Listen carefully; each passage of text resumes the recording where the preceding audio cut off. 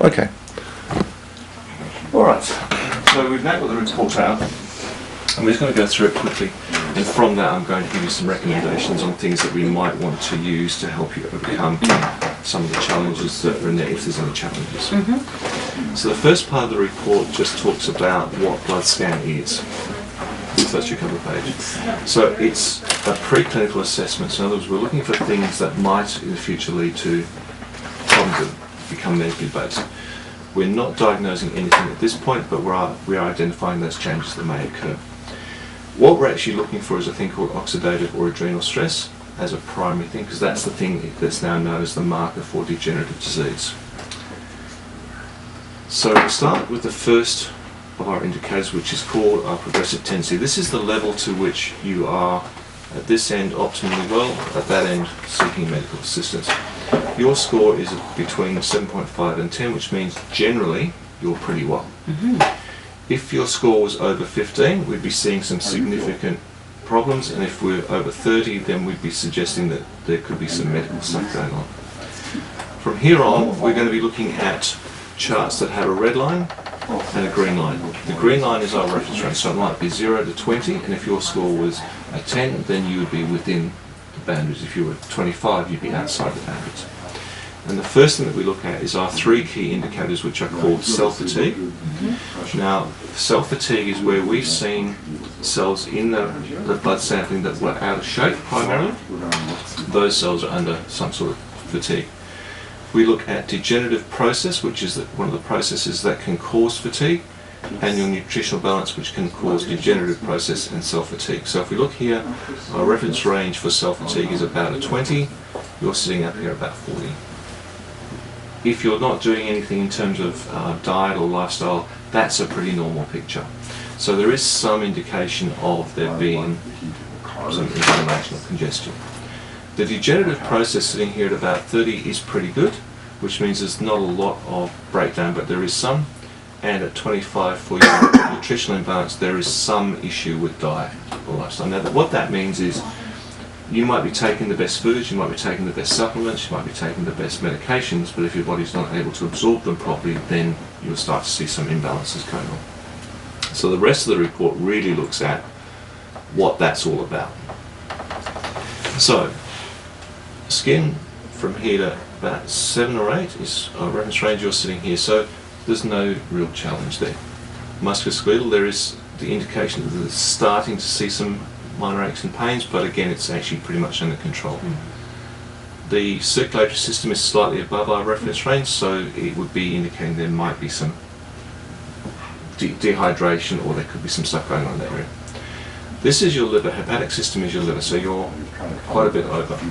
Now this is important because liver is responsible for metabolizing fats, carbohydrates and proteins. So it's potential here that what we're seeing is the liver's just under a little bit of stress and might need some help. Your kidneys or renal, this is borderline, and I think in your case this is most likely to not having stuff to drink today. Your immune system is a little bit out of whack, and you've already mentioned that you have a bit of a cold. Your adrenal system here is showing that it's under stress. So it could be that your lifestyle is stressful. It could be that you have a constitution that's more prone to stress.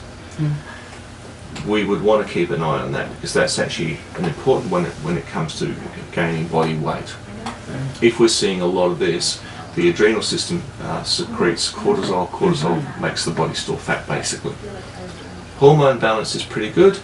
If it was 0, we would suspect that you were in the middle of your cycle, nowhere near your period. As you go this way, it's starting to head towards that time of the month.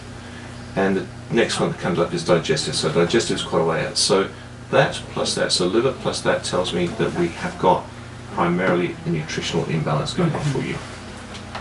So let's have a look further. We'll go to back one. I love that way. These computer systems do that. So you are mildly dehydrated. Now, you should be drinking 2.2 or 2.3 litres of water, H2O, not tea, a day. Now, things like tea and coffee do have water in them, but the body has to break that down and turn it into water before it can utilise it. So I would encourage you to drink a little bit more water. You will get some water from your fruits and vegetables, but not enough. And lack of water actually will cause stagnation of the tissue, because the body's made up of about 70% water and it needs to flush all the time.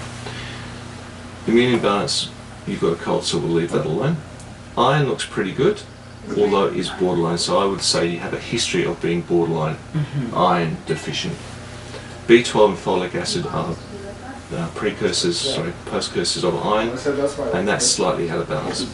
Mineral balance is a big one. For most women, they tend to start to lose bone density as we get past 40, into our 50s, and I suspect you're not getting enough minerals to help prevent that. If we now go into the essential fatty acids, this is good, so I wouldn't be doing a lot there. There is metabolic disturbance. Now what this is the body's ability to break down the nutrients that you take in and turn them into energy. So this is part of your digestive system. So that's where I think the majority of the problem is.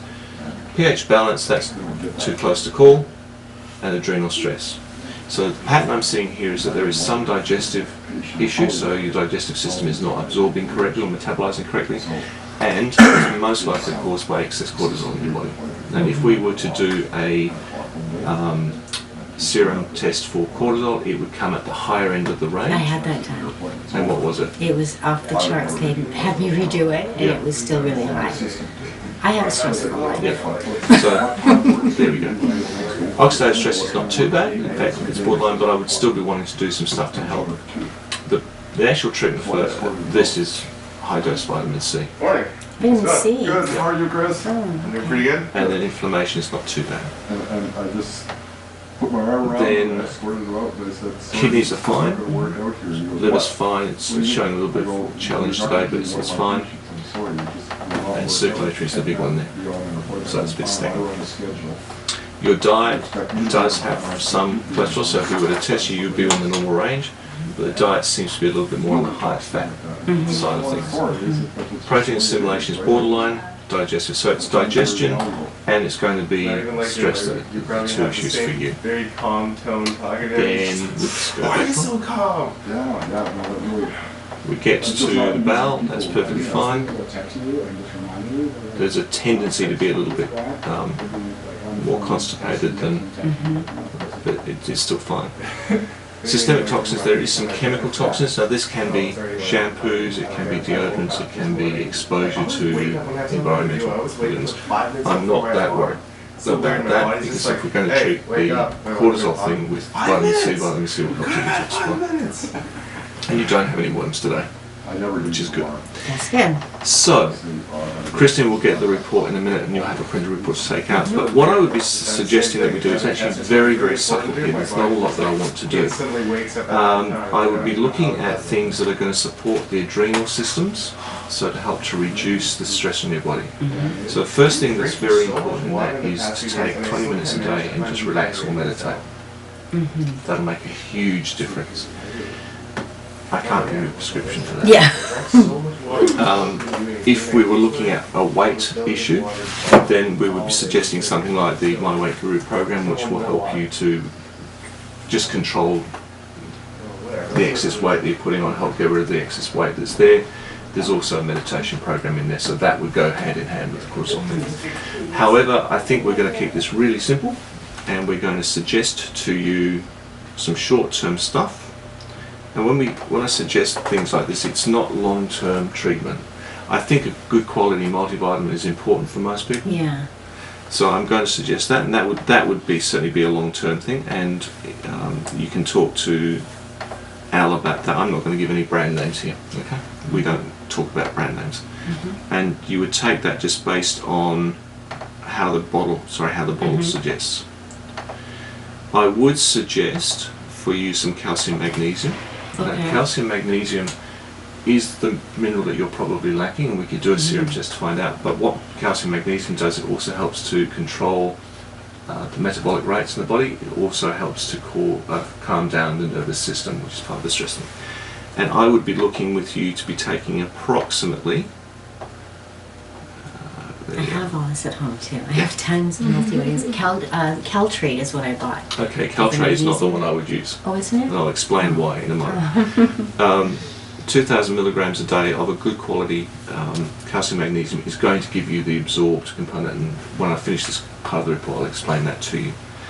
And in this case I'm going to suggest you get some non-acidic vitamin C, and the reason for non-acidic is it doesn't cause the bowels to go watery, and we can give you a higher dose rate.